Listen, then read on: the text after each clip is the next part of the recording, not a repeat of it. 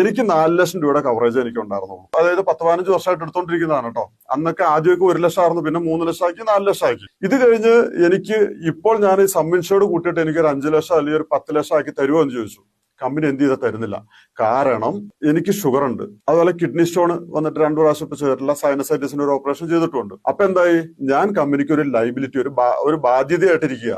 അപ്പൊ കമ്പനി പറയണത് എന്താണെന്നറിയോ, നിങ്ങൾക്ക് സം ഇൻഷുർഡ് കൂട്ടി തരില്ല, നിങ്ങൾ വേണമെങ്കിൽ അതും കണ്ടിരുന്നു, വേറെ കമ്പനിയിലേക്ക് നമുക്ക് പോർട്ട് ചെയ്ത് പോവാം, അവര് സമ്മതിച്ചാൽ നമുക്ക് അവിടെ എടുക്കാം എന്ന് മാത്രമേ ഉള്ളൂ. അപ്പൊ അതുകൊണ്ട് എന്റെ ഒരു അനുഭവം വെച്ച് ഞാൻ പറയുകയാണെങ്കിൽ, നിങ്ങൾക്ക് ഇന്നത്തെ അവസ്ഥയിൽ ഒരു 25 ലക്ഷത്തിന്റെ അല്ലെങ്കിൽ ഒരു 50 ലക്ഷത്തിന്റെ പോളിസി എടുക്കാൻ പറ്റുമോ, സം ഇൻഷുർഡ് എടുക്കാൻ പറ്റുമോ? പലരും വിചാരിക്കും ഈ 5 ലക്ഷവും 50 ലക്ഷവും തമ്മിൽ പ്രീമിയം വലിയ വ്യത്യാസം ഉണ്ടെന്ന്.